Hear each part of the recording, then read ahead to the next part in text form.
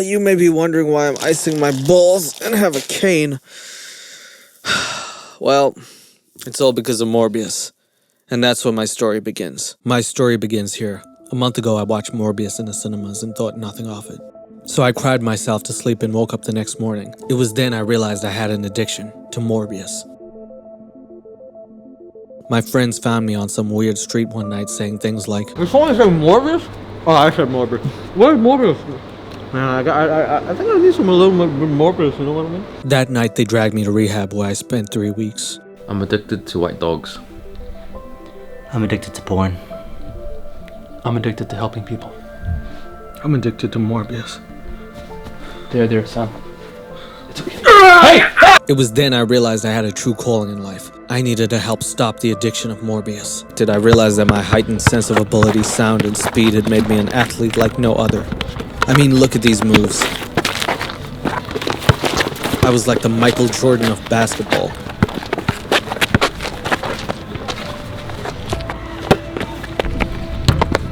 I was also able to use my echolocation so anyone who said the word Morbius, I could stop in their path. I don't want to hear any more of this. That Morbius? I don't want to hear any more BS. Alright, hold on. It's morbing time, fetch. I had no idea if he said that in the movie. I've recovered more or less. What did you... Hello? Hello? Stevenson? No one's home! It felt like I was getting nowhere. But one day, things changed. Hey, do you sell any pirated DVDs or like that stuff? Who's asking? It would be me. You? Yeah. You? Yeah. Who else is here? What are you talking about? Yeah, I'm that guy. Okay. Can I have the off the curve? How do you say? It's off the curve. I'll tell you what you really want. Oh my God. That's right. You want that? Yeah. You got Honey Nut the movie? Nah. Oh. It's B movie. Why does it say Honey Nut? Well, it's got a picture of a girl with a... That's gonna be you, baby. I've never seen anybody spell movie with a U before. What is that about? Because you are gonna love it. Alright, well, thank you for your transaction and service, so I will see you later. Bye. Wait, hold on. Oh. Hey, do you want to see B movie? No, hey, what the? No. You take that. You take that. Come with me though. Come with me. Come with me. Son!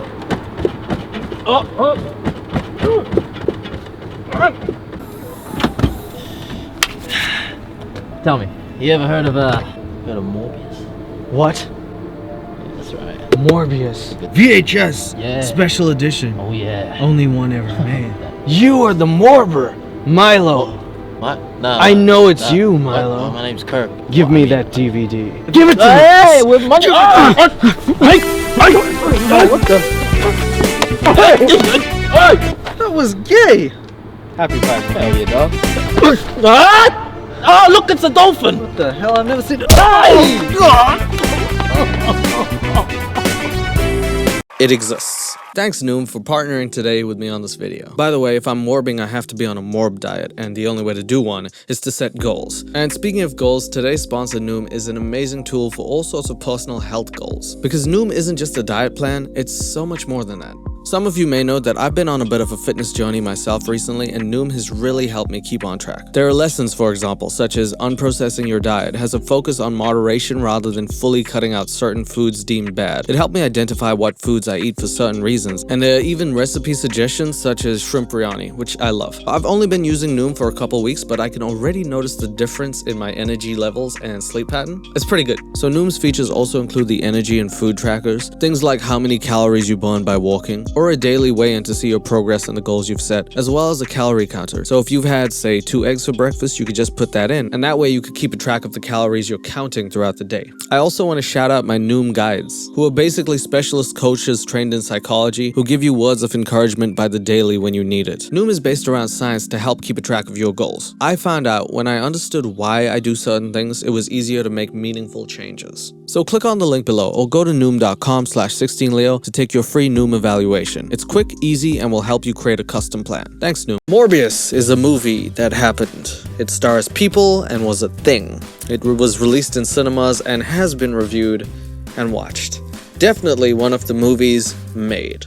That is about the best thing I'm gonna say about this movie.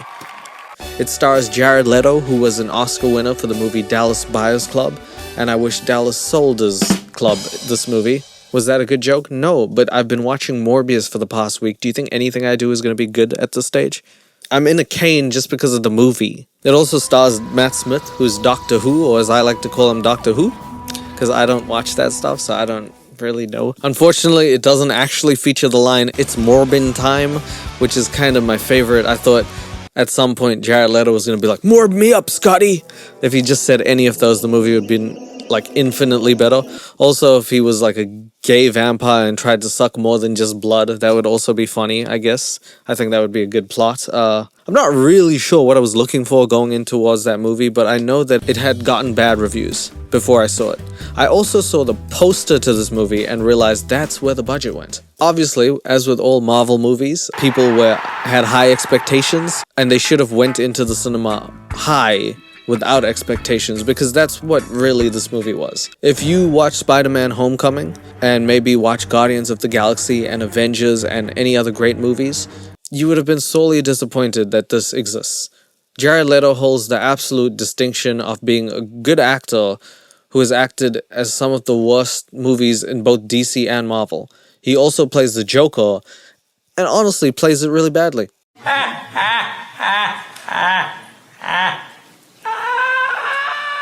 He plays one of the worst DC characters, and now one of the worst Marvel characters. I'm not sure what that gets you, but I'm pretty sure there's gotta be an award for a person who's won an Oscar and still makes 2 movie franchises that cannot fail suck. By the way, he's also a singer from 30 Seconds to Mars, which is where this movie should have went in that amount of time, so. The budget of the movie was about $85 million. It made back $163 million. Is it a flop? Not really, but when you consider that budgets don't consider advertising budgets, it probably didn't make its money back. So this movie also holds the distinction of being one of the few movies to be re-released in cinemas, with Sony re-releasing this movie after seeing the memes to 1,000 theaters, and it made back $300,000. That is approximately $290 per cinema, which is less than what many indie movies make. So is this movie an indie movie? Is it a blockbuster? Nope. It's a cockbuster, because I had to do something. This movie was so bad it started creating Morbius memes and the hashtag Morbius sweep. I genuinely thought this movie grossed over $10 billion at the box office, then realized that's not a number. There's apparently a future sequel because I watched the end credit scenes and I wish that I didn't. Other than that, this movie has been called cursed by review critics, which I've never heard. I've just never heard someone review a movie and be like, "That's cursed."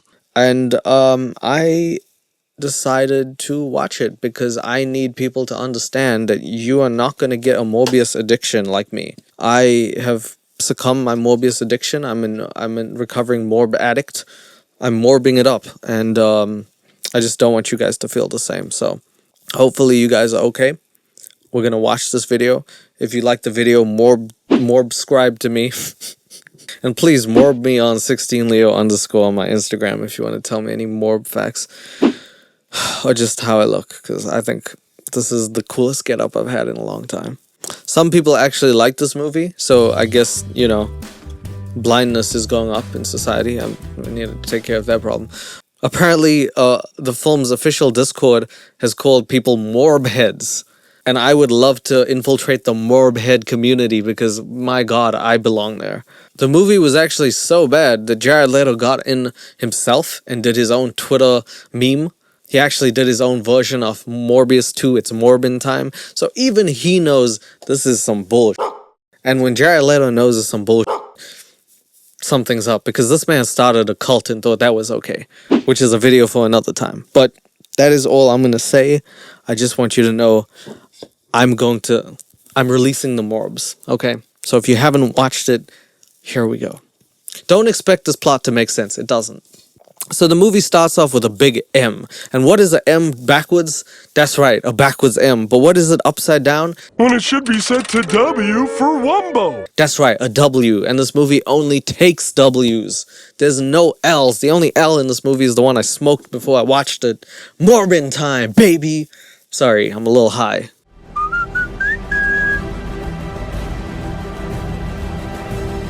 By the way, I decided to take the liberty of whenever I felt the movie should end, I just put the end credits in. So if you just see some end credits, that's when I thought the movie should end. So, yep.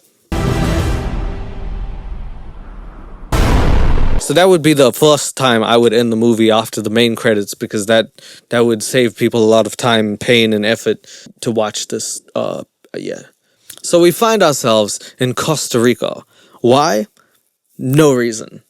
I just want you to know right now, this doesn't contribute to the actual plot of the movie. Morbius, real name Michael, is transported down to Costa Rica to find some bats. Morbius is also a man who is suffering from some sort of disability. It doesn't really say what. I think his disability is that he's a stupid idiot. I don't know if that's really a disability, but I think that's what he's suffering from. Anyway, Morbius makes his first entrance on his crutches, just like so, and we see Jared Leto in his full, beautiful prime, 50-year-old, fantastic actor, amazing hair. One thing that I will say is that he is such a method actor, he probably is a vampire, because I don't know how he looks this good for his age. Great looking guy. You need a doctor? I am a doctor. There we go. Here's the first zinger in the movie. You need a doctor? How'd you get this far into the helicopter ride? See him on crutches, not ask the question, then see him trying to walk and be like, do you need a doctor, bro? And he replies with, I am a doctor. Because Morbius, he's the lead doctor in fake blood. He's a fake bloodologist. And he does fake blood stuff. And that is crucial to the plot somehow. Anyway, we're back on Costa Rica, on the helicopter, just trying to morb it up. He's going towards a cave because he likes bats. That is all I can tell you, because that's the start of the movie. Vampire bats weigh almost nothing, but they can down a creature nearly 10 times their size. By the way, I want to introduce you to my favorite bat pal, Batty the Bat. Apparently, Morbius is very enthralled with the idea of bats, and he also pays a man who said that he's leaving in cash. I don't know what kind of morb decides to pay people in cash. Is he a drug dealer? Why does Morb have so much money? Damn, he's really rich. He's a millionaire. A Morbliniaire. Shut up.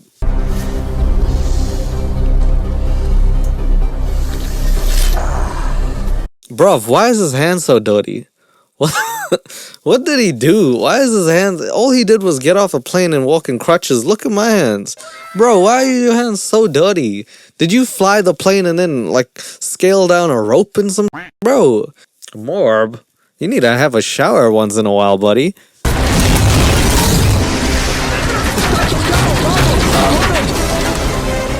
Anyway, I'm assuming the opening scene is to show that Morbius is the established main protagonist of the movie. He is the hero or the anti-hero, whatever you will, and he has a fascination with bats. Unlike the Batman, who doesn't actually have any fascination with bats whatsoever. Kind of weird, but Morbius is like the real Batman, sort of, because he's literally turning into a bat/vampire.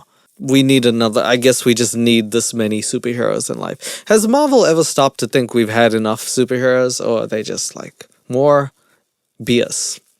Like more BS. Hence the movie. Thank you, I'll be here all week and all lifetime. Anyway, we take you to Greece 25 years earlier, where Morbius was a young, depressed lad, I guess. Michael, this is Lucian. Lucian, Michael. Michael knows more about this place than I do. Why does everybody in Greece have English accent? I don't know, bro.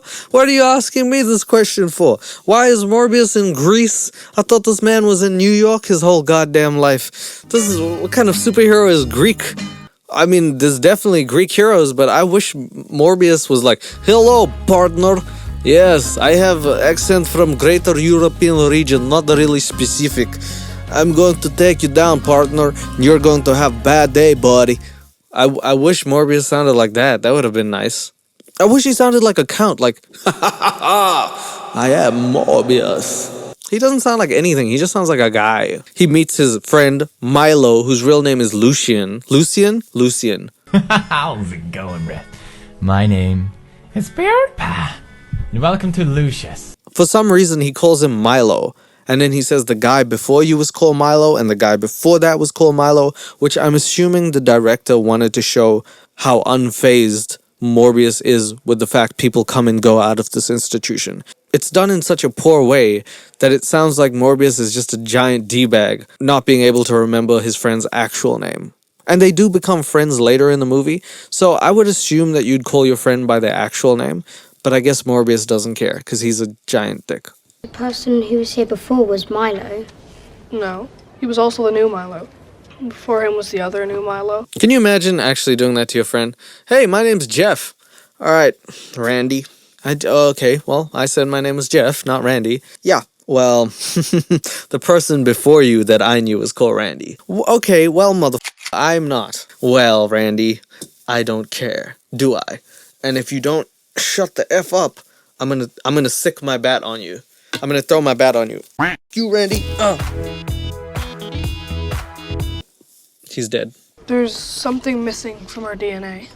The only way to stay alive is an oil change 3 times a day. Hold on, we're not gonna just skip past the fact he said there's an oil change that needs to happen in a human. I'm not sure what Morbio means over there, but apparently they're missing something in their DNA. Love that plot development. Good work. Why use a plot development when you don't need one in a movie? Just throw that out the window. This movie is 70% CGI, 20% bat screaming, 10% flying around like a jackass, 5% copying from The Matrix, and the rest is dedicated to Jared Leto's face, I guess. I don't think about it. Look at the freaks! I'll give you $10 if you could tell me which kid actually said, "Look at the freaks!" It sounded like an old man in his 60s from Greece who said that. My God. Was that all the kids together? They just combined to make one old man. If they combine their ages, it makes one old man who says, "Look at the freaks!" What a weird ADR that was. Anyway, Lucian proceeds to almost die because he wants to get out the movie, and Morbius is like, "Not that easy, man. Not that easy." This dude looks angry. He's like, "God damn it, I tried. I don't want to be in this movie, Morbius. Why you invite me to Greece like this?" He just seems like mildly perturbed that he almost died, but okay. Lucian is having just a mild day. It took a team of scientists to build that machine, and you fixed it with a ballpoint pen. There's a school for gifted children in New York. Anyway, the doctor tells Morbio that he can actually go to New York because that's where he belongs, in New York, not in Greece. And because he fixed that one thing. And if he didn't fix it, the doctor would have no inclination. The doctor would be like, "You're a dumb idiot who deserves to stay here and change your oil 3 times a day." So thank God for Lucian for existing. Otherwise, Morb would be on the streets doing nothing. Anyway, Lucian gets beaten up by those kids who said, "Look at the freaks!" I'm gonna call the guy, "Look at the freaks." Please can I have my letter back? They're just really happy to find a piece of paper. I've never seen kids more excited to find a piece of paper not knowing where it came from. But the guy's like, "Can I please have my paper back?" And he's also English in Greece, which is just lovely. So they beat him up, but not before Lucian actually gets a shot at the other guy and smacks him in the face, and I'm pretty sure that counts as, like, assault, because he does it first. Just saying.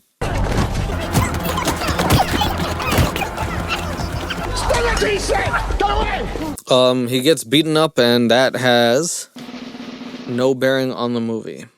Lucian never brings it up again. It never plays a part in his life, and he's not even the main character. So that is apparently the director's attempt at saying Lucian will be evil because he doesn't trust people because they beat him up one time. I'm assuming. I have no idea why they even kept that scene in. It doesn't really make sense in the context of the movie. And the next scene is Morbius growing up and graduating. So we don't even really get to see him as a kid in Greece. Why was this necessary to the plot? It was not. But Morbius needs more than just 2 pictures of Jared Leto flying. So they needed to create a plot.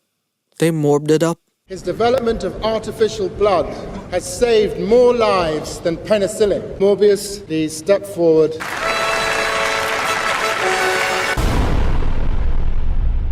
So yeah, Morbius is finally graduated. He's the leader in blood transfusion or whatever, bloodology. He's a bloodologist. You know, personally, I think the movie should have ended there, but it doesn't. And we're back to Morbius being a doctor. He is a horrible doctor, mind you. This man does not do what he is told, and also self-proclaims himself to have issues. The king, the queen, their loyal king, all of the queen, and the entire scientific community. Who does that? I have issues. The queen. There you are, Morbius. Yes. You got a minute? We are then introduced to Morbius's love interest and also doctor partner, Louisa. Martina! God damn it, I was like, what the f*** is her name? Honestly, if you don't have a name like Morbius, if you do have a name like Morbius, how am I supposed to remember anybody else's name in the movie? Morbius is the first name, the last name is just an exclamation mark. Last name. Exclamation mark. First name. Morbius. Like a sprained ankle. I have issues. So when you say it together, it's Morbius! Like, that's the only way to do it. Anyway, that is his love interest and also work partner, which I think is a high conflict of interest, but that is the least of his problems in this movie. She is now saying, you're in trouble because she's actually found his secret lab. Dr. Morbius is in trouble. I have issues. Should have ended. I can't accept a price. Motherfucker, tie your shoelaces or you're gonna slip on those legs that you can't use, bro. Just because you can't tie them, you should at least tuck them in, bro. Please. Can you get Martina to do it for you? I'm sure she wouldn't mind. Makes them feel better about their investment. It would help if you stuck around long enough to cash in. Oscar winner Jared Leto, ladies and gentlemen. Action, Jared. Cut, I think. Was that? Are you okay? Yeah, I was acting. Okay. Well, this movie's gonna be in the trash can. What am I actually doing here? We're mixing human DNA with bat DNA. Right, thank you for telling me because I had no idea what we are actually doing here. Apparently they are mixing bat DNA with human DNA thanks to Milo, who is now a rich man. How is he rich? Nobody knows because that's not important to the plot. This is like a Nicolas Cage movie. Bat DNA. Bat DNA. Only things that are relevant need to make it into the script. I wish Nicolas Cage was Morbius. Can you imagine him being like, it's Morbin time? But anyway, yes, they are actually mixing bat DNA with human DNA, and the last time that happened, we were in lockdown for years, so this is not a good thing, Morbius. This is very bad. Also, are you trying to be the Batman? What? Why? Martina then discovers his lab of illegal bats that I'm assuming he brought in from the start of the movie. I'm assuming that's the only connection the bats have, otherwise he just brought them in at some random interval. How did he get them into a public hospital, you might be asking? Don't ask questions. You asking questions about this movie is going to give you answers you don't want to know about this movie. Naughty, naughty, naughty. That is it's a fish tank. Nope, no, that's a bat cave. That's a bat man thing. It's not a fish tank because there's no fishes in it. Naughty, naughty, naughty, Jared. That's not even close, buddy. But I guess he's using the bats to try and create his own blood fusion that makes humans better. Because as we all know, when someone's sick, you give them bat stuff. And they become better. What is our fascination with bats? I have no idea. I just don't get it. So you can successfully splice vampire genes into your DNA. It would allow your body to produce those same anticoagulants. Ah, yes, sciencey stuff. You can produce anticoagulants if you just use the ramification of the simulation synergy. Science rules. Did you understand any of that? Is that a very solid theory? I love Christopher Nolan's movies. The movie Interstellar, Christopher Nolan and his brother really researched all that science stuff. They really did all the research to make it as scientifically real as possible. Meanwhile, we got anticoagulant, put your vampire ding-dong into a bat's face, and then, you know, you wipe it around, then you do the hokey pokey, and then you turn into a vampire, Jared Leto. The fusion of different species is a legacy we already carry in our bodies. No, that's bestiality, my friend. Don't not do that. I have issues. I should have died years ago. Naughty, naughty, naughty, Jared. As usual, Morbius, you keep doing the things that you shouldn't do. I don't know why this man is a doctor, and I don't know why they're letting him have a bat cave and a secret lair in a hospital of all places. Can he maybe have a secret lair somewhere where it's less discoverable? Morbius. It's a Morbius. Anyway, a lady comes in because the patient that he was talking to earlier is now gone under some sort of cardiac arrest or something. I just want to go on record and say if you pause it, there's a shot where she's literally looking or standing next to the bats and doesn't care. She walks in, she's like, Morbius, hey, your patient's dying. What? You like Batman? What is this? She doesn't care. How did people walk into Jared Leto's secret lair, by the way? Does anybody explain that this person pretty much said that this is a secret lair and that nobody should be getting in there and literally everyone breaks into a secret lair? Why even have the bats there if everyone's going to see it and then they're going to revoke your license, Jared?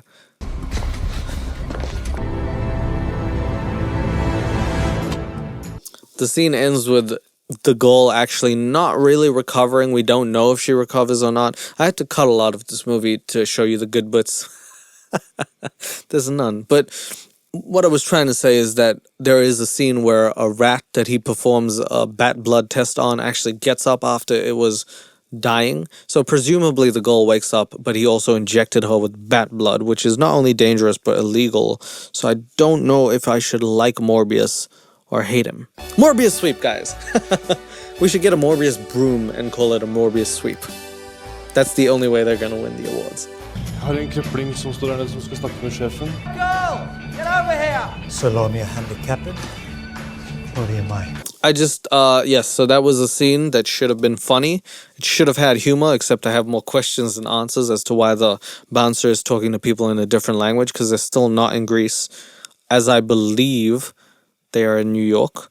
So I don't know why he's talking in another language. Secondly, Morbius understands the language because he's so smart. Thirdly, would Morbius not come here more often than 0 times to see his friend? Is this the first time they're meeting after all that time? That's lame. Anyway, Morbius goes to meet his good friend Michael, who is now grown up, and he is Matt Smith, who has a Matt Smith-looking face.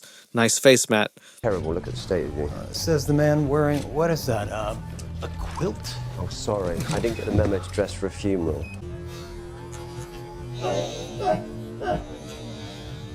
I have some good news.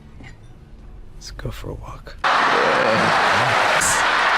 Let's go for a walk, he says to people who can't walk. That's like being blind and being like, hey, look at this, bro. Or a deaf person being like, wow, this is a good joke, Morb. Good. That's some Morbiosis right there. That's beautiful. I can feel it. A cure. They then go to a park and Morbius discusses with Milo a cure that he's creating. But he tells Milo that it might actually be more legal than he thinks, and it needs to be done on international waters, the only place where you can't be charged. By the way, tell me if you see this in the movie. A bromance. But a sensual one. Like, they should be lovers. I would give them so much money if this movie turned out to be just 2 vampires who fell in love with each other and couldn't tell each other about it. That would be a fantastic movie. And it has to be done in international waters. You're always expensive. You were always expensive. I know he's his sugar daddy, but even, that was just a bromance line. We don't have much time left. This could be our last chance. So what do you say? We go out. Come on. It's Pride Month. Come on. Come on. Happy Pride Month, everyone. Come on. I think it would be a good movie. Just 2 vampires who fell in love, forbidden love. The next scene takes place in international waters. Thank you for telling me, movie. If I didn't know, I would have no idea. Thanks, guys. The moment of truth. Not really sure what the mercenaries are doing there. They're just a bunch of people playing cards, and in the movie they provide no other value than to be wrecked by Morbius once he morbs it up. And as usual, Morbs is doing science-y stuff. Because on the screen it has lots of things moving, and that's how you know it's science-y stuff. You always know it's computer science-y stuff when things are moving on the screen. Just imagine me like... Science. Thanks for the science-y stuff. Now I know Morbius is a science man. Not only did they say he's the leader in blood cells, they also said he graduated at 19. He's also dying, so he couldn't save himself. He's not that good a doctor. But he's curing DNA now. As usual, unlike a show like Breaking Bad, which goes through lengths to show you how to really do something, this is Morbius. Why waste your time on details that don't matter when you're gonna see this man morbid up? Please, it's Morbin time. I read it in Cosmo. They still make Cosmo? I don't know. This is good acting by Jared Leto as usual. Now, I want to explain that Jared Leto is a fantastic actor. When you give him the right role, this man really goes for it. He's a method actor. In fact, you can look this up. I'll look it up for you. He said that he was going to stay in a wheelchair while filming this movie because he wanted to method act as someone who had a disability. When I read it, I thought the movie was so bad that he was refined to a wheelchair after he saw the screening. I didn't know that it was actually his, like, on purpose. But he also has been known to method act in other ways, like giving cast members dead rats and used condoms on the set of S Squad. He's a method actor, and let me tell you, he puts the meth in method because this man really goes for it. So when you give him a role that is this bad, he really performs badly. His performance in this movie is not funny, not charismatic. It's just a really tough one to watch. And it's so weird because he is a fantastic actor. So I don't get it. I just don't get it. Unlike Ryan Reynolds, who was born to play Deadpool, or Robert Downey Jr., who literally is Iron Man, Jared Leto just comes off as someone trying to portray someone really sad or sick. Which he does best in a movie like Requiem for a Dream, not Morbius. This better not be my last one.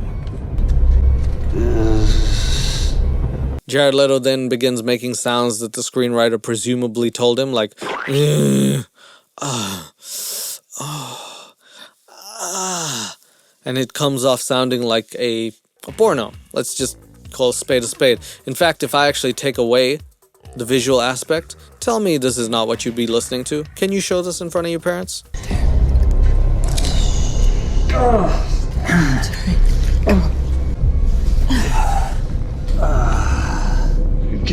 Come on. This movie is a lot of genres, all the bad ones. So after getting injected in the spine with some bat DNA mixed with human DNA, Jared Leto then does a performance and turns into Morbius. While he's doing that, a merc from the top sees and notices there's something going on and comes to check out the lab. He just checks out the lab and acts like a D-bag because I guess they wrote him as a D-bag. He has no character development. This person matters zero to the plot, but they just needed him to go down to check on the doctor because plot convenience. I'm really just not sure what this person's motive was. He just comes there to be a dick and then gets scared when something happens. Like, I know they wrote it in just so that he could be made an example of, but you gotta be a little more smart or clever when you're doing writing. Like, this is just plot for plot. Like, it has no actual bearing on the movie otherwise, and I just think it's so lazy. And a movie like Morbius, which is, people have called it the Citizen Kane of movies. I mean, it should have a better standard than this. Turns out Morbius has escaped and turned into a blood-sucking vampire/bat. But everyone's on international waters, so the best thing to do when something's scary is shoot at it. Everybody down to the lab now. What did that? If you replay it, he says, "Everyone down to the lab now." Everybody down to the lab now. But he doesn't have a walkie-talkie, so he's just saying it. "Everyone down to the lab now." Who's he saying it to? Nobody's even close. Which is hilarious because, for whatever reason, they hear him. And they reply on a walkie-talkie. The guy's like, "I'll be right down, buddy." I love how Morbius takes every shortcut possible in movie making. everywhere you can go wrong, Morbius does it with like speed. It's just beautiful. It's just me. So anyway, they morb it up, and Morbius turns into a blood-sucking vampire who's going out of control, as many movies do. I'm not saying this movie steals from other movies, but it definitely does.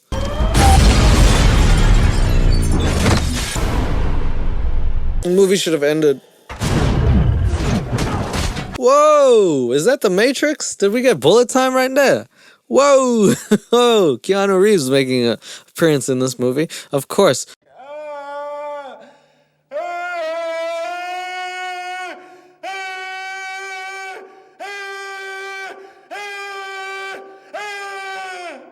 So yeah, we have a little bullet time sequence, and yes, most of this movie is saved by the CGI, as with most movies nowadays.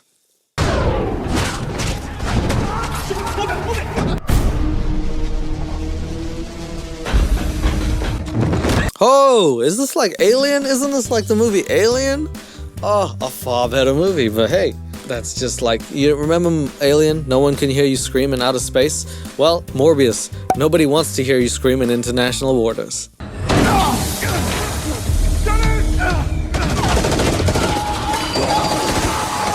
So very briefly, this turns into a horror movie where Morbius just attacks people one by one because he seemingly watched Alien or something and wants to attack his prey for some reason. I'm not sure why bat DNA would make you a rabid person, but movie wants to movie, so. Get out of here! Get out of here! Person I don't know, have never met, has one line. Get out of here! Save your family! Save your kid, Timmy! And your wife, Melinda. Tell her I said hello. And how about your dad, who's suffering from scoliosis? Is he okay? Okay. Oh! So yes, Morbius, wrecks everyone. That's what he does. That's the theme.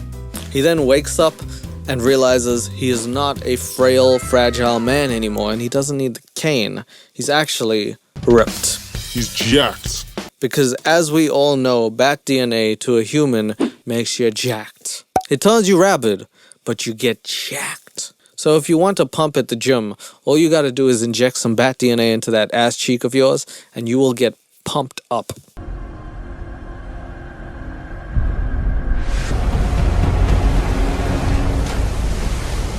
Morbius then sees what he's done the next day and is like, I gotta erase that. That is not something I want to have on my conscience.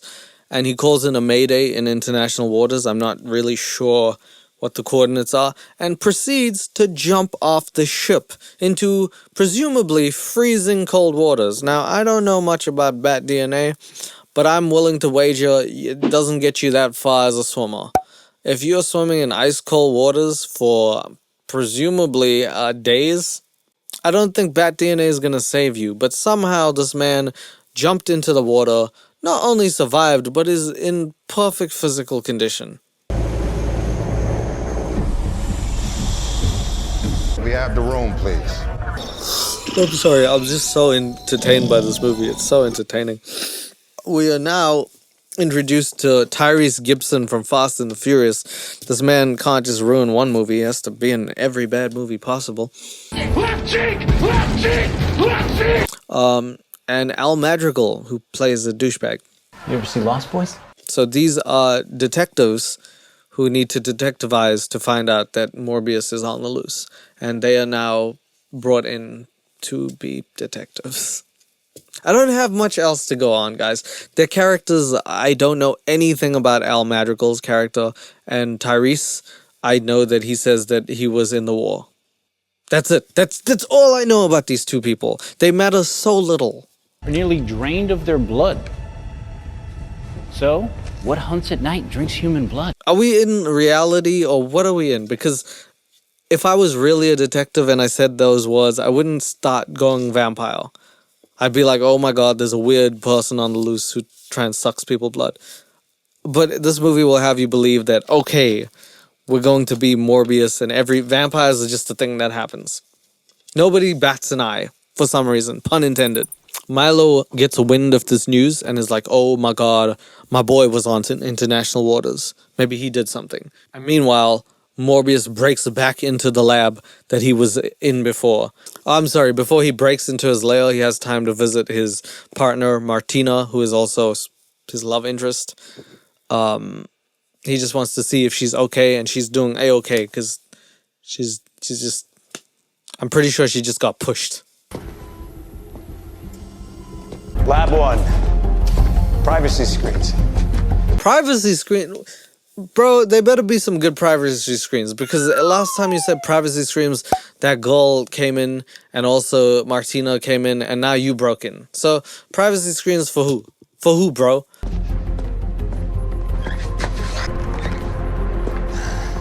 Morb then starts slipping up and he realizes, oh my gosh, I'm not invincible, I'm Morbius. There's a difference. He does the janky leg, which is crazy. I don't know how they did the special effect. It looks wickedly wild. Janky leg. Janky leg.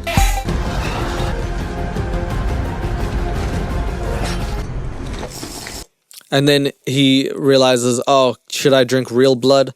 No, no, no, I'll drink artificial blood. And start sucking on it like Ribena. As a result of my procedure, I have an overpowering urge to consume blood. Do bats drink human blood? I thought that was leeches. Despite horror movie depictions, vampire bats rarely bite humans to feed on their blood. They do bite other animals though, so I guess that's where it comes from. You learn something every day.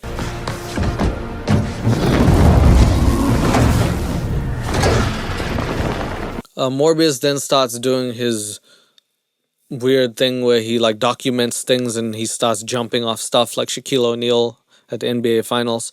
I feel a kinship with these creatures. They would tear anyone else apart, but they welcome me. He then goes into the bat chamber where they fly across him and he's like, whoa, they accept me. I'm pretty sure that they just know you're holding them captive and they don't want to do anything to mess that up, but okay. He now feels a kinship towards them, which is never explained in the movie, besides him saying there is a kinship. Again, this is the writing of a 2-year-old. I have issues. Artificial blood keeps me stable for 6 hours. Soon I'll face a choice. Drink the red or die. So basically Morbius says that his artificial blood lasts about 6 hours before he turns into sad, frail Morbius, and that he craves real blood. And real blood somehow he knows will cure this or make it last longer. And as I've learned in my life, as long as you make things last longer, she'll appreciate it. Morbius, do it for yourself, baby. Michael? Oh my god, how is everyone breaking in? What was happening to your privacy screens? Milo just broke in like easy. He just walked in through the doors. Where's your privacy screens, Morb? What are you doing? What? Michael is behind a wall and he is like, I don't really know what's going on. I'm sort of like frail and dying and I need blood. And this is easily one of the other funniest parts of the movie unintentionally. He writes down blood. I'm coming, I'm coming, I'm coming. You're strong. Milo realizes that Morbius is not just drinking blood for fun, he's actually doing it to become something. And he sees that Morbius gets stronger and says the words, "You're strong? You're strong? Mate, what? Mate, you're strong now? What is so strong about you, mate? Oh, you're so strong, mate." That is like, I like Matt Smith.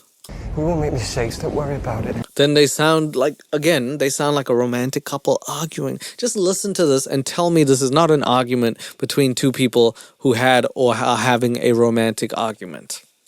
Just listen to it. You've never made one like this before. Michael, enough. Just give it to me.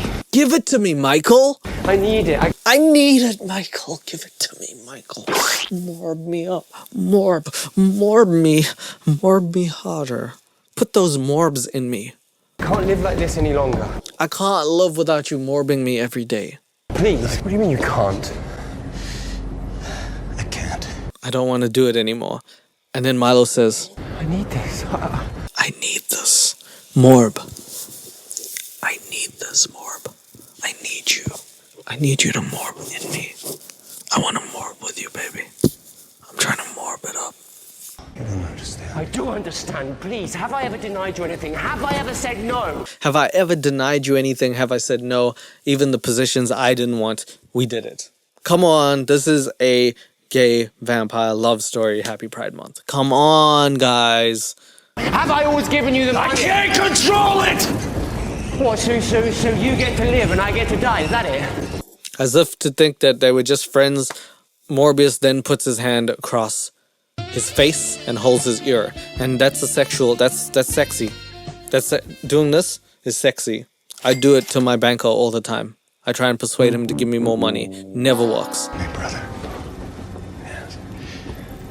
Please. I need you to go. It's not safe here. No.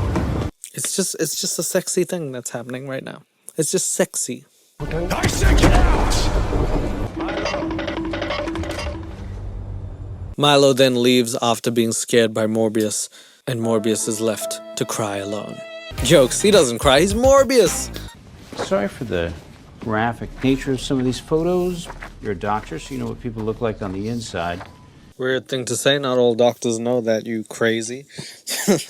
What the hell is wrong with you? Some people are podiatrists. If they knew what people look like on the inside, they'd go to jail. You kidding me, bro? These puncture wounds right there, those look like fang marks to you? Al Madrigal is so detestable in this movie. Such a douchebag. I like him, but he's just a douchebag in this one. They just made him the most unlikable detective character that I've seen in a long time. So basically he's pressing Martina for information regarding what happened during the, we'll call it C incident, and she refuses to talk because she doesn't snitch. Also, I don't think she remembers because she was knocked out. Appreciate your time, Doctor.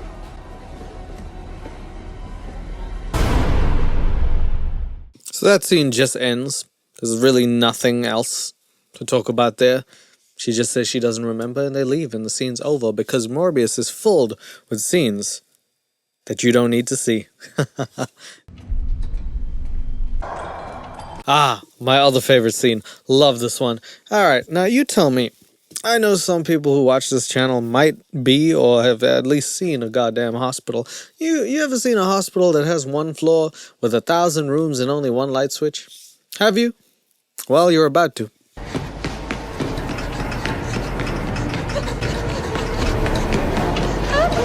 This poor lady is a victim of the flickering light syndrome that happens in hospitals all across the globe that feature ghosts or vampires or other demons.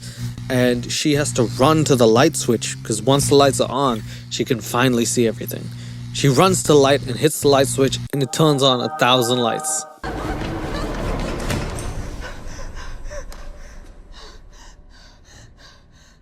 You know, just the idea of a hospital having one floor with 7 million rooms is hilarious to me. Imagine if someone is like, he's dying! What room is he in? 7,634! Well, he's not gonna make it. What do you mean? Well, I'm not gonna get there. I'm in room 3.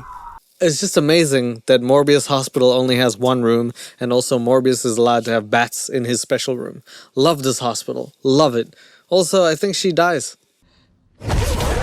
Yep, that's me. You're probably wondering how I ended up in this situation. So it turns out Morbius is a bitch. It's crazy, I know. How can Morbius do this? Oh, I can't believe you've done this. He was the character that we all loved. He would never hurt anyone besides evil people and then jump off into the water. But she's a good nurse. She's nursed so many people, and although we don't know her name or anything about her, we know that she works there and didn't deserve that fate. So Morbius is now the bad guy.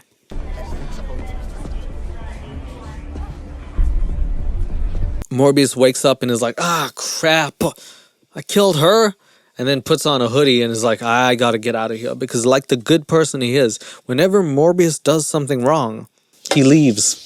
That's what he does. He doesn't actually ever own up to his mistakes. Last time he wrecked some people, he left. He jumped off a ship literally into the ocean to freeze to death. This time, he's gonna put on a black hoodie and try and get out the establishment. Of course, nobody's questioning why Morbs doesn't have a cane, even though everybody in the hospital seems to know him. You look even better than before. That orange juice is really working out for you, bruh.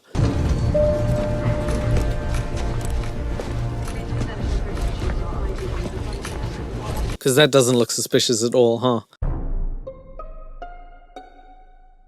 Imagine wearing a hoodie in a place where someone recently got wrecked and putting the hoodie all the way up and taking a backpack with you and walking suspiciously out of a place when you used to have a cane and couldn't walk. Anyway, Morbius tries to escape, but is confronted by the two detectives. And the way that they are confronting him is the funniest shit I've seen. Just look at the scene. Dr. Morbius? Agent Stroud. Now, I don't know if you noticed that. It actually took me 2 times before I started laughing uncontrollably at the fact that if you rewind and you look at this footage again, there is only one entrance and exit. That's why they have that system that allows people to get in and get out. It's like a subway. You can go straight. There's a door that revolves. No other doors. Where are these other 2 people coming from? As you can tell, they're walking in every time and they're like, Morbius, we need to talk to you, Morbs. Do you know what that implies? That they were waiting there this whole time like, oh, he's coming, Morbius, we need to talk to you. Oh, that's a kid. One more time, kid, come here. Morbius, you are black now. Oh, that's a shadow. Sorry. Is that me? Oh, man. Morbius, that's a woman. So they just waited there the whole time, walking towards people every single time someone came towards them in hopes that it would be Morbius so they could get that one zinger. We need to talk to you, Dr. Morbius. And it probably just, it hit him. Amazing. What an amazing scene by the director. These 2 idiots were standing, turning their backs, not doing detective work, even though someone died in the hospital. Love that. First, I want to say thank you. Your artificial blood actually saved my arm in Afghanistan, sir. They dubbed Tyrese saying arm instead of ass. That's very weird. Not sure why they decided to last minute censor themselves in a movie like this. It's Morbius. Does it need censoring? Does anybody care? Okay, well. You don't look anything like you do on the news. But you've been looking for a cure for your condition your whole life, right? How does Tyrese know that? Isn't that a bit weird? You've been looking for a cure your whole life, Doc. You've been trying out cat food from 3 p.m. to 5 p.m. going, ah! I know everything about you, Doc. I was in Afghanistan, where you had my arm. Yeah, I know about it. Because I'm Tyrese from Fast and the Furious. Morbin time! Second gear cane! Crazy experiments, maybe on a boat. But I'd do just about anything to save a life. Even take some. You know what they say. You gotta take lives to make lives. It's Morbin time. I don't actually know when it works. It's involuntary. Last time I morbed, it was on the toilet. Female body drained of blood. Initiate lock. Okay, so the detectives finally discover there is a body over there, which is pretty bad because, again, it implies that the detectives weren't there for the body. They were just hanging out. They were just there. Hey, do you want to go to the hospital today? Sure. Sounds like fun. And then someone actually notified them, by the way, there is a body. Oh, okay, well, we better get to work. So they finally discover there is someone up there and think that Morbius has something to do with it and take him in for questioning. Although Morbius does not want to go. With us.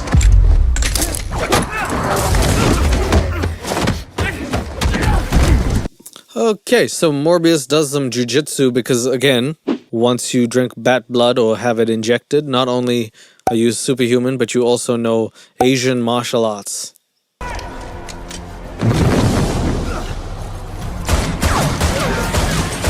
Morbius then jumps up 100 stories instead of just exiting out the front door, which he probably could have done if he could jump that high, but whatever. He's morbing. He's got that morb brain. And the cop decides to shoot at him, but Tyrese is like, no! You're gonna hurt Morby. Don't do it to Morbs.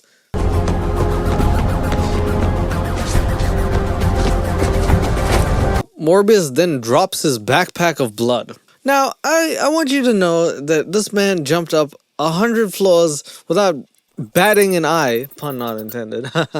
No problem. But he decided when he was on the rooftop, this is weighing me down. The blood is the thing weighing me down.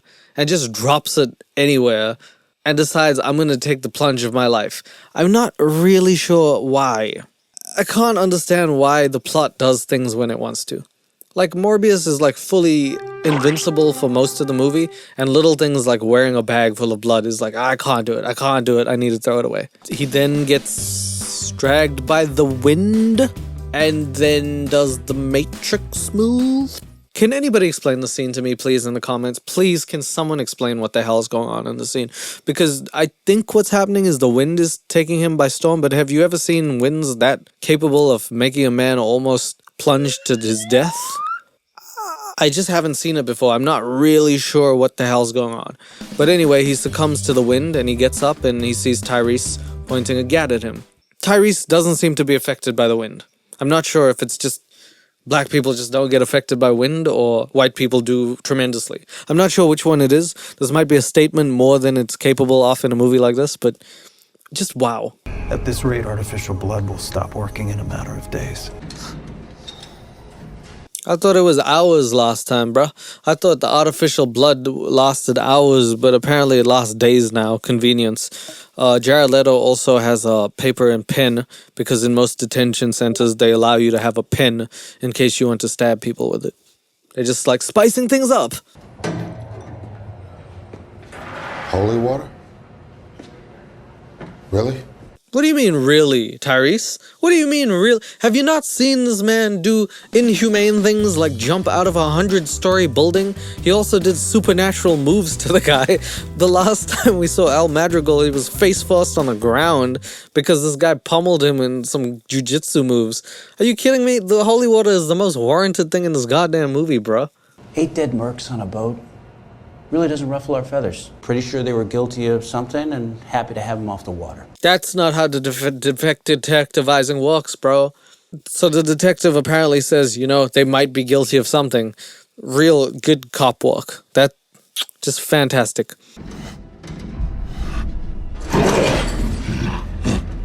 You don't want to see me when I'm hungry.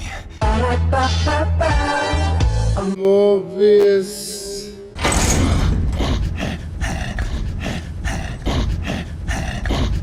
And you thought he shouldn't have brought holy water? Why? Imagine seeing a person literally change into a vampire / werewolf? I'm not really sure. Bat? Your lawyer's here. Lawyer, huh? I don't remember you ever finishing law school. So the next scene starts off with Milo coming to the rescue to save Morbius by pretending that he's Morbius's lawyer, and Morbius is like, I don't know why I did it, man. I never knew I had the power to even kill anybody. And his lawyer, I guess, or / friend is like, no, you couldn't have done it. I know you. You would never do something like that. Unless you're a werewolf. We need to get you out of here. If I'm in here, then nobody else dies. Michael, here's something to keep you going. God! Oh, that's really good. So Milo drops a blood pack at the bottom and is like, here, bro, here, you just take that. Just nobody will see that. And then he says guard, as if the guard wouldn't see a blood pack there. But that's amazing. Good work, guys. As usual, let's just pretend stuff doesn't happen because that's the easiest way to get past this movie. I pretend it doesn't exist until people remind me. Great work, guys. And then Milo leaves the detention center. The only problem is Milo leaves the cane.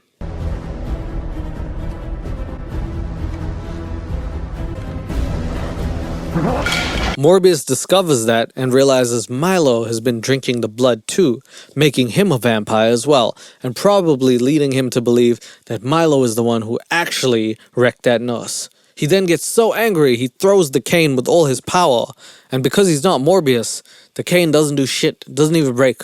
This is Jared Leto at normal strength.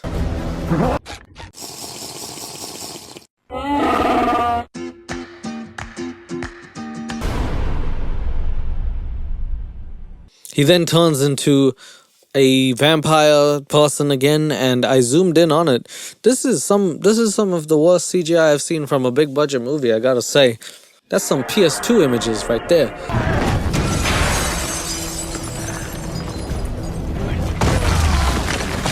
He then jumps out of buildings, sort of like Spider-Man or Venom. So this movie has borrowed from 5 or 6 movies now. If you wanted to see all those movies but didn't have time, just watch Morbius.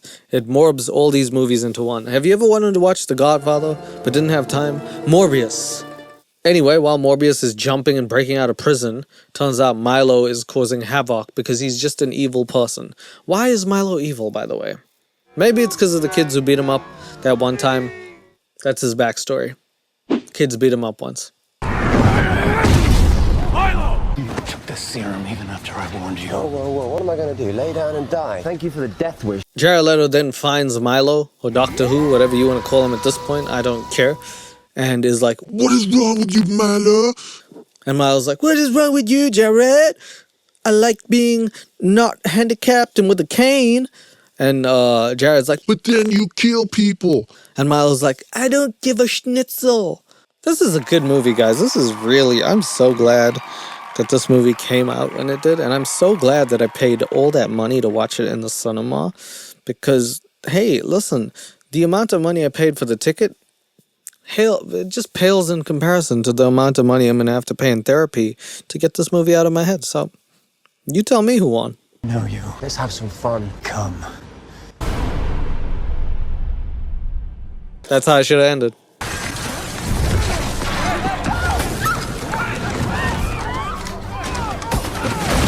They then have the CGI fight scenes. CGI can honestly corrupt a good story. And Morbius is one of the greatest stories I've ever heard. It's about a vampire who sucks blood.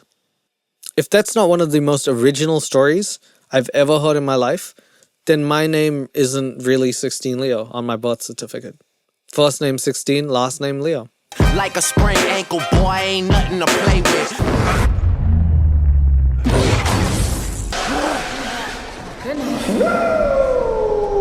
Did he just Ric Flair this shit? Woo! Did he really just Ric Flair it?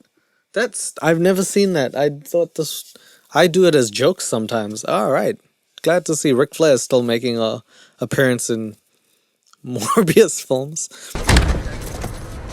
You're the suspect. How we used to say, live a little. Anyway, as usual, Milo is put against the wall with his back against the wall and decides he's going to cause some havoc on some policemen that mean nothing to the movie but are supposed to cause some sort of reaction in the audience where they're like, oh, he's so evil, he's hurting innocent people. He goes and he wrecks the people, and then Jared Leto's like, what the heck? And they start fighting each other by the subway.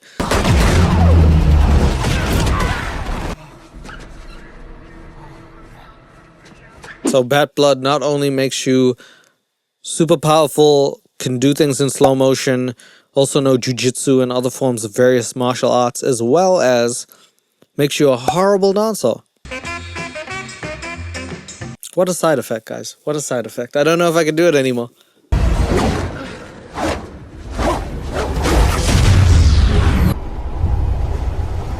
So anyway, Jared Leto decides that he could use echolocation to turn into a bat.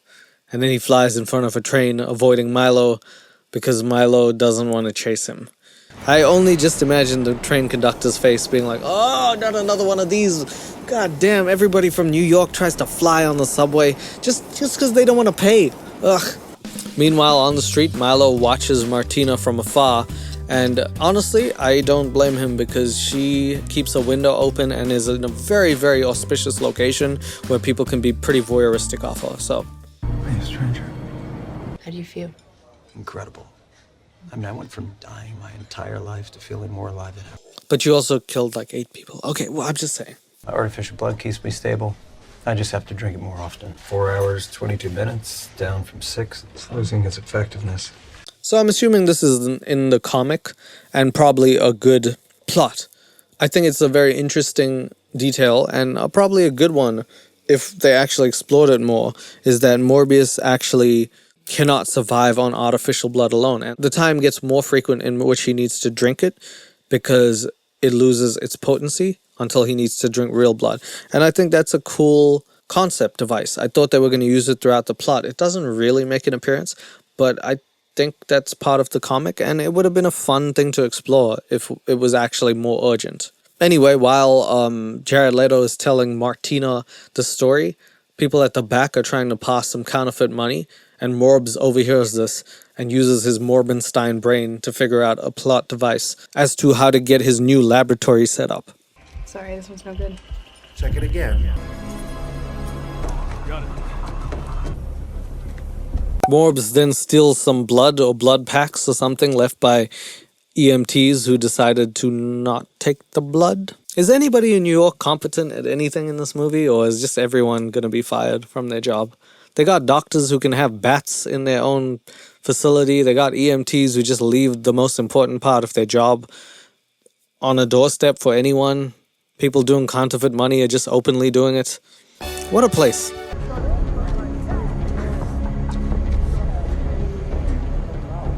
Seriously? Seriously, guys? Seriously? Does nobody have a door in New York? Is every secret layer just accessible to anyone at any given time? This person's doing counterfeit money. Morbius hears the keys jingling and follows someone to his lair. And he walks in and nobody bats an eye, pun not intended. Are you kidding me? Everybody just walks into each other's secret lair at will? Is it even a secret lair? At this point, it's just a humble abode that enemies can walk into. Ugh. Is this the part where the mysterious guy with the hoodie comes in and kicks everybody's asses? I love that part. Who the hell are you? Oh my god. Whoever wrote that line needs to go to hell. Jesus Christ. Christopher Cross Christ. Man, that is terrible. That is terrible.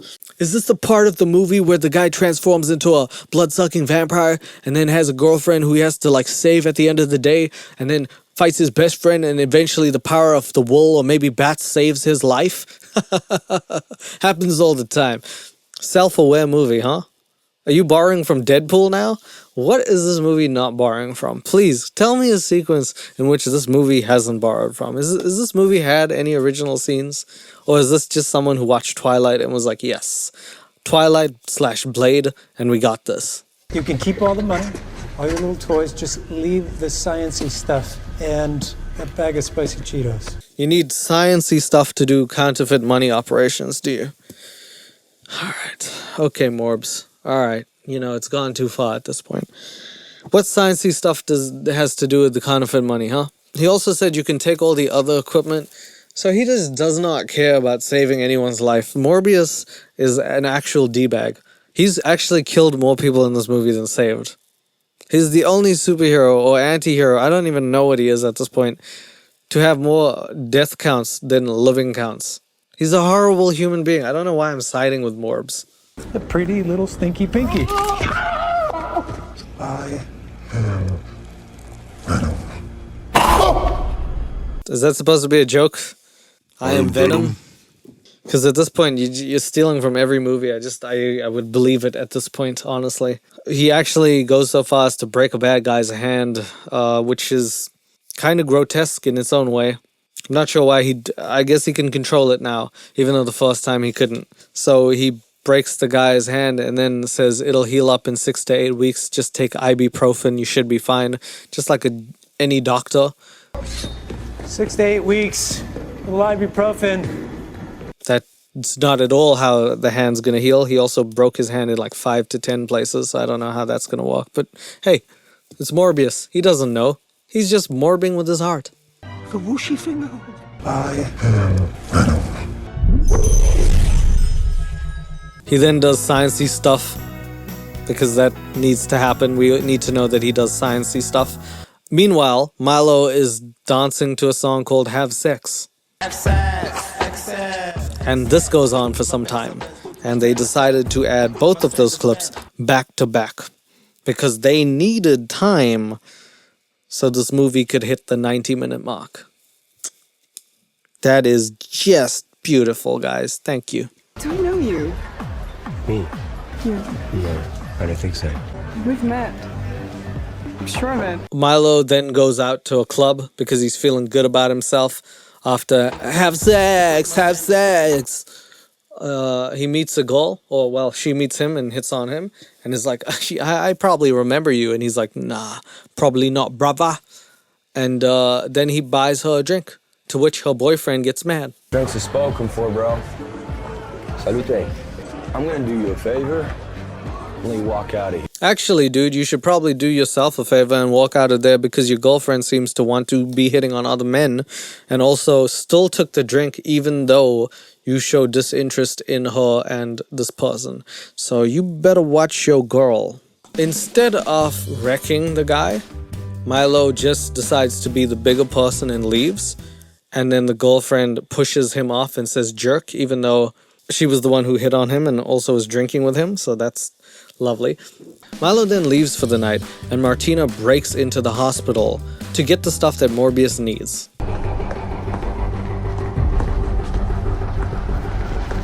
And of course there's no door. Why would there be a door? It's just 3 lines of tape. So the people who did security were like, nobody's getting through this, guys. 1, 2, 3. We'll get it in the morning. We'll leave all the evidence there. Hopefully nobody steals it. That would be catastrophic. Martine. It turns out not only did she break into the place, he did too. Does anybody in this place have any idea what to do? Is this movie just full of incompetent idiots just bumbling around New York? Can you imagine Spider-Man who couldn't swing off webs? He just had to walk everywhere. He's like, I'm lazy, bro. I'm not even gonna refill these webs. I'm done. This is the essential. This is the movie. The cops don't care. The villains just villain things. The bad guys are not that bad. The good guys are not that good. Martina just doesn't know what the hell she's doing. Oh, God. It's so... Where's Vin Diesel when you need him? We'll have to do that dinner another time, Martine. You dirty son of a bitch. People took 8 hours to put those 3 things up there. Anyway, I guess Milo and Martina talk, and Milo asks where the hell Jared Leto / Morbioli is. Remember, Morbioli. give me the formuoli. And Morbioli is nowhere to be seen. Martina, as usual, doesn't snitch, and Milo leaves. A little bit frustrated, but has a plan. He's gonna stalk them. They built a lair in the place in which Morbius kicked those guys out, and now Martina is trying to feed her cat. The next thing that happens is she cuts her finger, and even though Jared Leto is like, I'm just a cool person, he smells blood and is like, I'm gonna bite ya. Martine. Our friends, not food. Hey. Michael. I'm sorry. Apparently they started kissing while I wasn't looking, because this movie needs to progress the plot along. And although they were just walking with each other a while ago, now they're walking on each other and hopefully next to each other in bed for the next few years. They kiss each other because that's what most patients do, and that's what most people who walk together do. So if you are ever, worried about your girl or boy being at work with someone getting too chummy, you're right. They've been kissing. Sorry, I just ruined a lot of things. I'm sorry.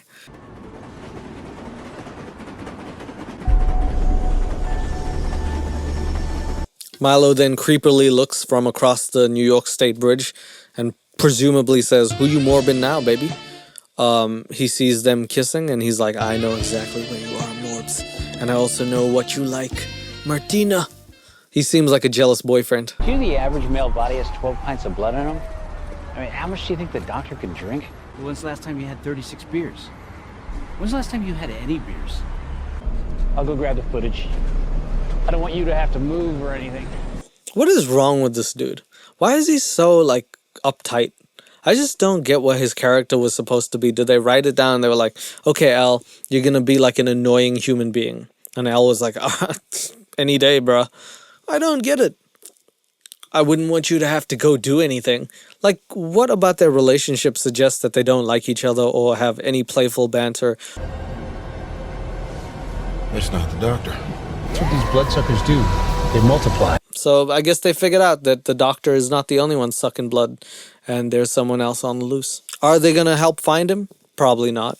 The prime suspect, renowned scientist Morbius, remains at large. Murders suggest the killer... So anyway, that guy from the start of the movie, who I don't really remember his name, is looking on, trying to figure out what's happening, and is like, Morbius, what have you done? But then he also sees that the other person, Milo, the two students that he used to take care of in Greece all that time ago, are both possibly wrecking people. And he's like, I need to get to the bottom of this. Could be a copycat. How do you go the whole movie without saying the words copy bat? Are you serious? You had one chance. This whole movie, you had one chance to say copy bat, and you soiled it. I am reborn. Do you disapprove? What's the matter, Nicholas? Is Daddy cross? I'm sorry. I must have missed some context while I was banging my head against a concrete wall when the movie was playing. But I did not know Nicholas was the father of Milo. Because he said, is Daddy cross? Is Daddy cross, mate? So Nicholas comes to see Milo, and Milo instantly confesses that he is indeed a killer and a rampant vampire person. And like I said, says the words, is Daddy cross? Implying that that's his father, which is weird. You know what's even weirder? If he isn't his father, and Milo just said the words, is Daddy cross? Implying that these two have been fucking. Let that one sink in. Please, someone tell me in the comments what that is. Is it his father, or are they not father? And which one is creepier? Go. If anyone has a claim to being my favorite, it's you. I've devoted my life to you. Liar. Did you pitied me before? You're repulsed by me now. Devoting your life to him, but not being your dad? Weird. Is he daddy, or is he dad, or what is he? I'm very weirded out by that line. I'm just going to ignore it and move on. Anyway, they have a fight, and Nicholas is like, yes, I am repulsed by the things that you do, to which Milo then says, and kills him.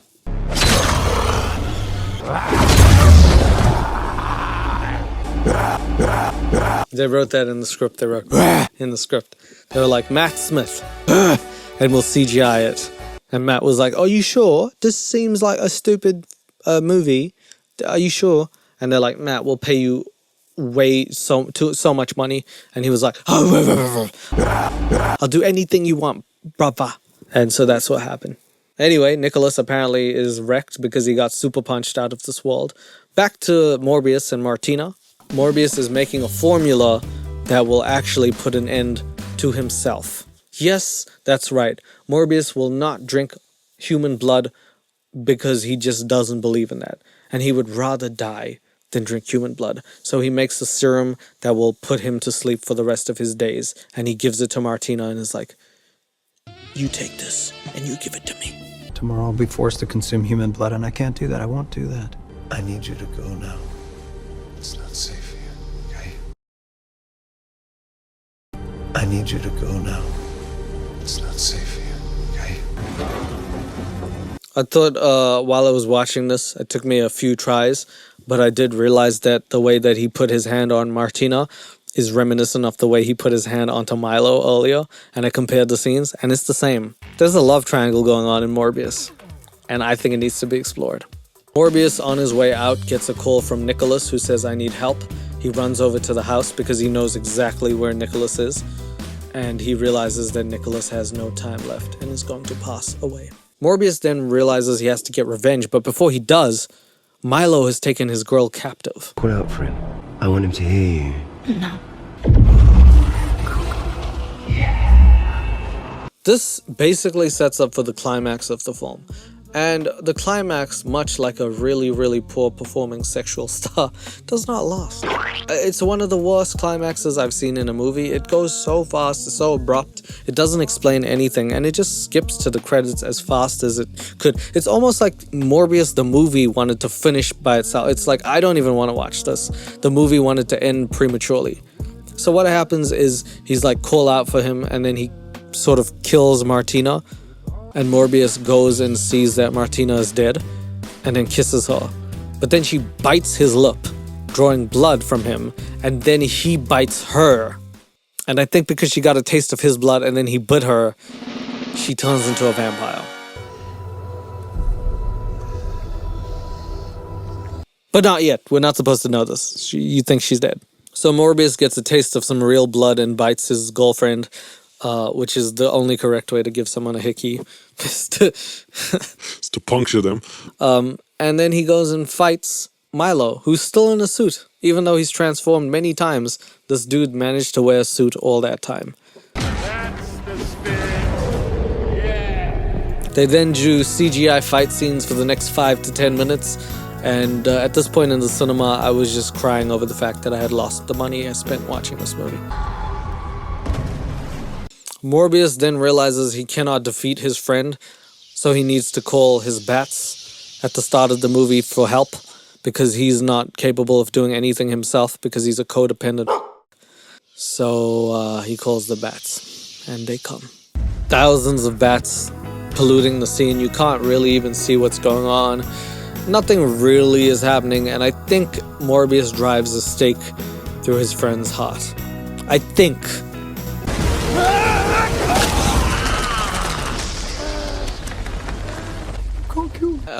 This leads Milo to start talking like I don't know, rabbit from Waterhole Down or whatever.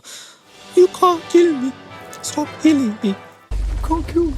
Can't kill me. You can't kill me. It's me. It's me, Morbius. Come on, don't kill her. Oh, the director really did this. They really did this, huh? Unbelievable.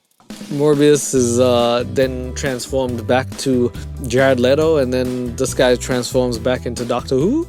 He then leaves the place because every time he kills someone or does something bad, instead of confessing or owning up to something, he always leaves because he's a pussy. And he escapes with the bats.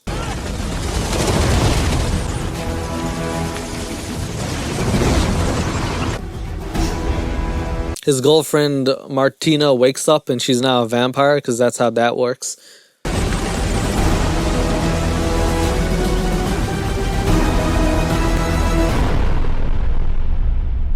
He can also fly now, apparently, which he couldn't do before. They fly now! They fly now! They fly now! The first time he couldn't actually even fly. The second time he had to use the subway's wind. The third time he actually went upwards and outwards. I guess the bats are helping him fly, because that's what they do. I don't know how it works either. But he flies. And the end credit sequence is something with Michael Keaton and other people. Not really relevant to Morbius, because Morbius deserves its own movie and nobody else should be in it. And that is the movie. Do the detectives play any part in it? Do they help at all? No and no. Does the girlfriend die or have any actual significance to the plot? No. Does Milo really have a good backstory? No. Does Nicholas even exist? Do you even remember who Nicholas is? Probably not. This movie is one of the greatest disaster pieces I've ever seen in cinema. When I watched the movie and it was done, I literally sat past the credits bewildered at the fact that Sony managed to put this movie out. A month later, I was bewildered at the fact that they had the audacity to re-release it, thinking people actually liked this movie because they memed it. Which just goes to show how much boomerism happens in Sony, that they think, oh yeah, people are memeing this movie, we definitely should re-release it so people watch it. Not the best idea. Because as I said, it made $300,000 in 1,000 theaters, which is not only less than a recoup, but a massive failure. This movie is not good, and it shows that audiences, even though they like CGI movies, and even though we've become a bit more brain dead as an audience, I think that's fair to say, I still think that an audience deserves a great movie, regardless. And great movies can be made with CGI. Avengers Infinity War, great. Most of the Iron Mans, great. CGI can be used to make movies amazing, but they cannot tell a story. And that is what Morbius lacks. Heart and soul. I don't know what else to say other than this movie has really just gave me the heebie-jeebies. And I hope that they make a sequel, because I would love to see how they do that. This movie's like Fantastic Four the first time around. Should have never happened. And it... I know where the pirater is. It's time for me to catch me a Morbius pirater. I'll see you guys later. Oh!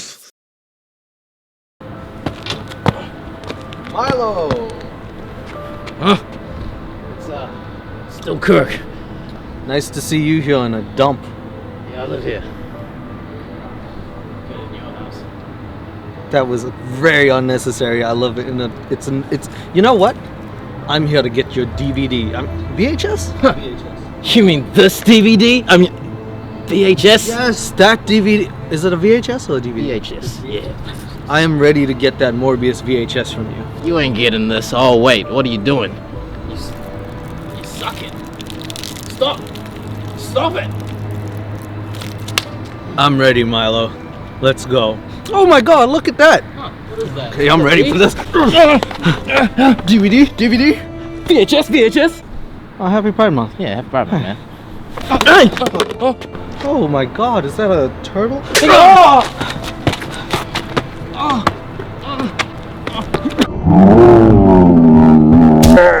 And that's what you get for selling this DVD. I'm gonna take this DVD. There's a VHS! Damn it! And I'm gonna put it where it belongs.